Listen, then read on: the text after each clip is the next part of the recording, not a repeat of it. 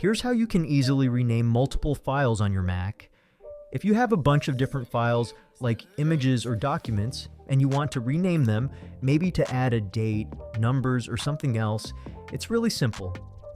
First, open the folder where your files are saved. For example, I'll open a folder called Photos. Inside, you'll see I have a bunch of pictures.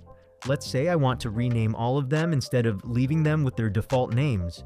Start by selecting all the files you want to rename.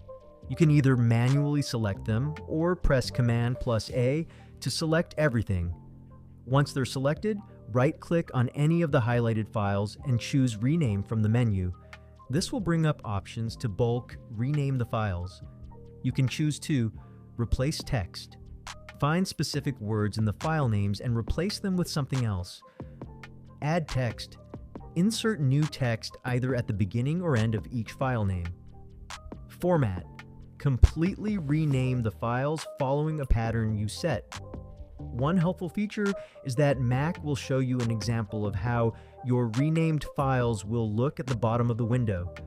For instance, if I want to name the files My Trip and include the date, I just type My Trip and select the date format.